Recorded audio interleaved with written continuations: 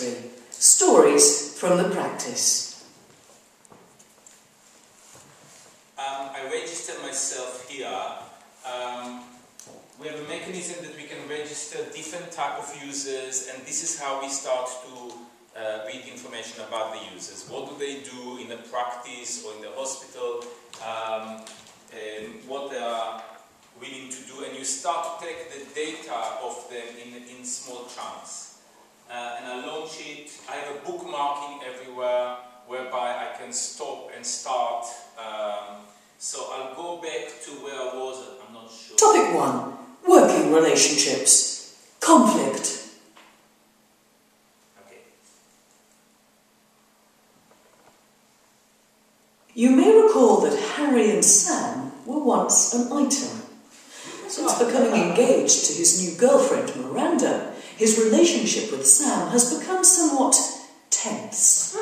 This tension occasionally manifests itself in the practice. There was a brief glimpse of this in Module 2. We'll look at that scene in some more detail now.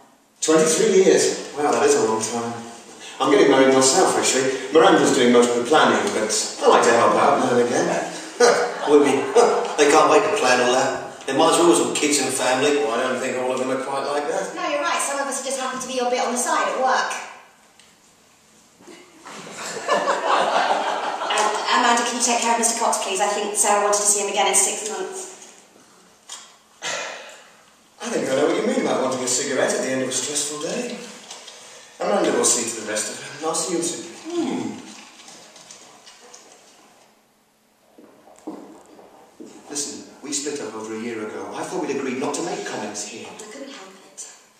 You sounded so smug about your wedding, and that last patient was so sexist. God, you make him act so superior. Look, don't take your anger out on me. I've got a practice to run here, and I can do without more snide little comments here, there, and everywhere. Well, you should have thought about that before you started seeing someone you work with. If you're not happy working for me, Are you going to fire me, or are you just hoping I'll quit? Will you two stop bickering? You're not going out together anymore, thankfully.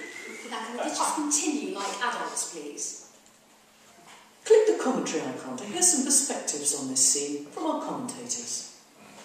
Okay, so we just use the... This scene has 2 separate components to it, and I think it's important when looking at communication in terms of keeping it professional to look at the context. It's crucial that a team looks as if it's communicating well, and if you take the first scene at the reception desk, it's quite clear just from the body language that Sam, as she walks in on the conversation about the wedding, is extremely angry with Harry. What's interesting here is that Sam's reaction causes Harry to become one of the group of patients standing at reception, and the normal distance and separation between the professional and the patient is not there. In fact, if you look at how he relates to Dr. Argott, it's a reversal of previous roles, and he's actually looking to Dr. Argott for some form of understanding and reliance. Yes, again, it's all in the body language. When she comes in, there's no warmth in her face at all. It's a very cold, fixed stare that she's giving Harry. Any patient who saw that would feel the atmosphere, the chill in the air in reception. This episode has obviously made the patients feel very uncomfortable. Eventually, when Sam comes up with her line about being a bit on the side, the patients interact with each other. I think it's enough. You understood the principles, so I just wanted to mention that we can run it on iPad, iPod, iPhone, and other mobiles. So we have mobile technology, works in a different way, just a different interface. I think it's enough. I'd like to tell you about the books that we're publishing next May by Alan Bennett, who's one of our most important authors. It's his ventures into, well, it's not exactly pornography, but the book is called Smut, 2 Unseemly Stories. And the first story is about an elderly woman who's been married for years, like so many of Alan Bennett's women, not particularly happy. She's now a widow, and in order to find something to do with her life, she becomes a medical educator, and so she takes on roles, and she pretends to be a nurse in a clinic or a patient who's pregnant and unhappy about it. And the story unfolds. I thought it was an uncanny parallel, and that's the clean bit of the novel, and it gets read by Alan Bennett, even by Alan Bennett's standards, it becomes very surprising. But the role that this woman occupies as one of these actors in a hospital where students stand around and they have to guess what her illness is from the way she's being examined by the doctor. It's a very different approach. We will aim to sell this to people who like Alan Bennett. I think we're going to charge, I forgot, $9.99. And from this, you won't need any modules, you won't expect any loyalty. You can read it on your iPad or your mobile or your Kindle, or best of all, you can buy it in a nice, beautiful hardback, so a wonderful cover of a crumpled bed. We were just working on the cover last week. A crumpled bed, which just says Smut and Bennett, and it's called The Greening of Mrs. Forbes, I think. So anyway, she's a medical, because these are all actors, aren't they? Yeah, of course. Same thing. So it's very different. It's a different approach to the same subject, our way of selling and marketing it. And of course, it's a story. It's just a fiction. Although it will also be read on radio, BBC Radio 4, I think. So that's a perfect promotional video to relate to. It's good, isn't it? We should do a version. We should actually. We should sell it. We should sell you the. But we have script writers. We hire script writers. We have TV crews. We work with many video studios, not just in this country. And the way that it's written, you can imagine that these type of scenarios in India looks a bit odd. So it's written, it's called XML in technology, that you can replace each one of the clips, the texts, the boxes, the voiceover, to fit it into, we call it to localize it, to fit it into different marketplaces from our point of view. And this is what the media, the rich media that we're working in, enable us to do.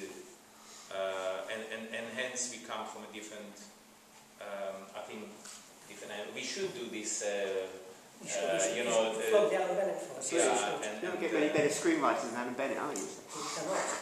What I think is really interesting is that in my world, in trade publishing, people, the big question about digital is not can we make the transition to selling our books online. We can. We find a way of giving the books as gifts.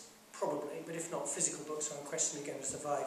For me, the really big question is, will it, the question which overrides all of these is, will it change reading habits? Will it change people's relationship to the written word and the way that they absorb information or they file their imagination? What Noam's business shows is that it probably will, because what Noam is doing, he's replacing conventional teaching, which is either two guys sitting on a podium talking, lecture on the one hand and a textbook on the other, and it's bringing it all together into a completely new melange which has never really existed before. None of this was possible before we had technology, and it's this seems to me is where technology may be leading. And the big question for me and my business and for all trade publishers, whether you're Profile or Penguin or Random House, is will this also affect what people choose to do with their leisure time? Will they choose to read in a different way? Will they still want to read a full-length story by Alan Bennett, uninterrupted by video clips of his latest play in London, or his own voice reading it, or all of those things we could do, but will they still just take the text, what has become clumsily called long-form reading?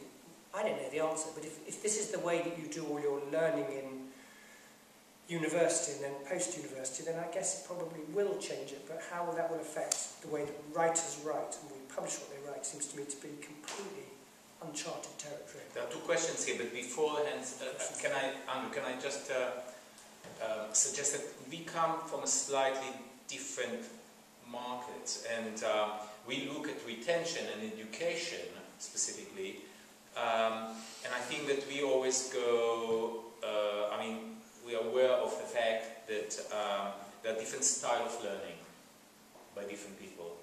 And this is why we are trying to combine different means of learning or teaching, so the learners can find what works for them. And some will rely more on images, and video clips and the like, and will have less text, and some will read more because they find it easier. And this is what we're trying to provide as an option, but it's not inexpensive to provide. Just for you to know, to produce good hour of e-learning in the UK, we charge about £30,000. more or less this is what it cost, with the production time. Oh, yeah. So, and we have programs that cover a year, 2 years studying, but this is the top. So you have, first of all, to have many users. So when we launch at the House of Parliament oral cancer program in October, and we delivered. I don't want to say shipped as the publishers say, but we delivered to more than 1,000 practices already. So we covered our costs, and this is what we're trying to do. But it's not, if you want to go to the high level with what you've seen, we are talking about quite a hefty investment. Okay, Norma, are you selling subscriptions mostly, or are you selling individual purchases? It's a very good question. We go for annuity, and this is why I was talking before about the relationships that we have with the users, and the subscription is our best model. It can go into, they start with, let's say, £250, and afterwards it's £99 per year. And then we cover a library.